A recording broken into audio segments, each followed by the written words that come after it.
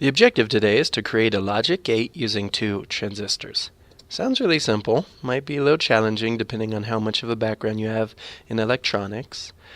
Today's one of my favorite days though, because you get to go to one of my favorite websites, Tinkercad. And the whole idea that we're working with low-level concepts, this is probably my strength as a teacher. Not so good at the high-level programming languages that others are great at, but I sure can muck around in the weeds and understand assembly and the things going on at the low level and wiring things up physically. For you guys, though, I just want you to know the basics of logic gates. You don't even have to memorize how logic gates are wired up, but definitely want to know how they work, why they work, and why we need them to work. And this goes along with what I have been talking about, ones and zeros, on and off, binary, Boolean logic. That's the whole purpose for a lesson like this, is to physically connect what we've been talking about now. So when you think about the information processing cycle, or when you think about the ones and zeros that we've been talking about, if you follow these steps in your mind, things should probably clear up for you. So you have an input, such as a keyboard. You have processing that occurs after the input, and then there's some sort of output that happens because of the input.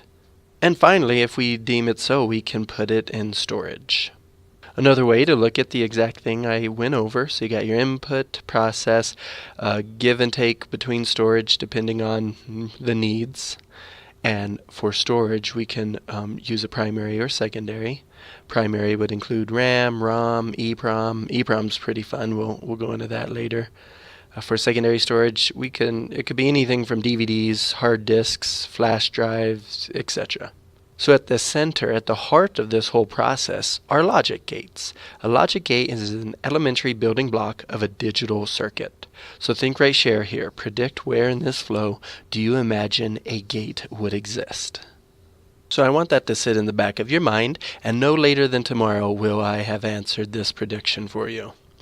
So this is a transistor, a drawing of a transistor, that is. So because the controlled power can be higher than the controlling power, a transistor can amplify a signal. So you have your collector, a base, and an emitter. All transistors are like tiny amplifiers. And today, some transistors are packaged individually, but many more are found embedded in integrated circuits. And that's a motherboard you see on my desk.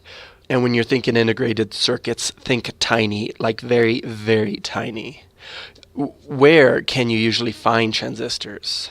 If you don't know the answer to that, go ahead and do a quick Google search, and I encourage you to Google image search often, especially if you're a visual learner like myself. So in your notebook or on a scrap piece of paper, it'd be beneficial to at least draw one of these in your life. This is a schematic for an LED switch. Basically, you use this switch to turn on a light-emitting diode. That's what LED stands for, light-emitting diode. And notice how the circuit is complete even when the switch is not active, because we are technically never talking about zero when we're talking ones and zeros. We're talking about, at the least, half a volt. So on this diagram, you already know where the transistor is. That is, if you remember just simply one slide ago. So this is the transistor symbol. So we got that right here. This is the power symbol. You have the switch right here, the resistors right here, and then the light itself right there. And here you go if you're a visual learner. So number 1 is the switch, 2 is the light-emitting diode, transistor, and power supply. And just some additional information, another way of saying what I was saying in the last slide, that the base emitter junction of a silicon transistor has to be at 0.6 to 0.7 to be what's called normal, at the normal level.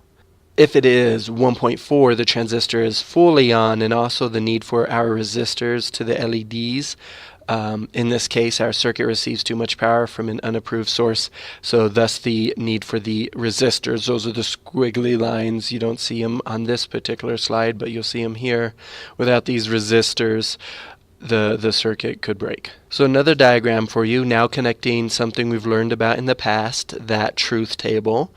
And when you create an AND gate, so okay, you use transistors to create gates.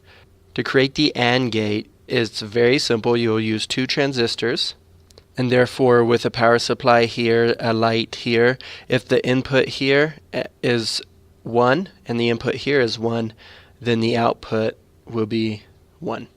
See, 1, 1, 1.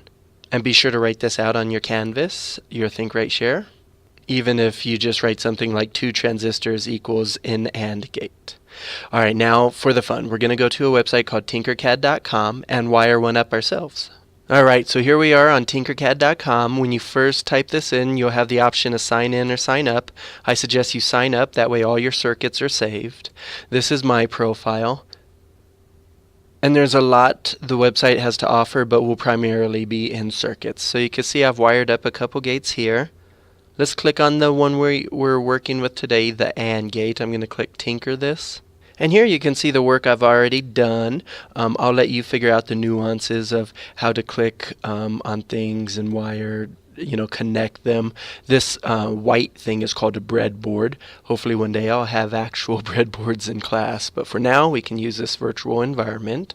So you can see I've chosen some transistors. If you click right here, add components, you can add everything: transistors, switches, an LED, a power source even. And then once you've experimented a little bit with adding components onto the breadboard and turning things on and off, then you'll want to go up here and click Start Simulation. It might take a second to load, but once it's up, you can go ahead and see if your work works. So here I did an input 1, input 2, and this is an AND gate, right? Here's a transistor, here's a transistor. So when I click both of them on, the light comes on. But if only one of them's on, the light's off.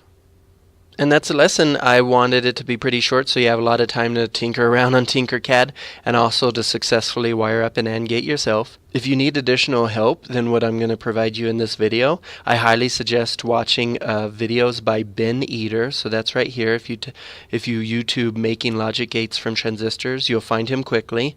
So here's some IB questions. Go ahead and just choose one or more for extra credit, but just choose one to answer.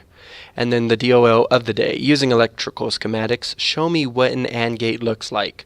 So do not try to connect the resistor directly to the switch. You can paste a picture on Canvas if you don't want to draw it out and hand it to me.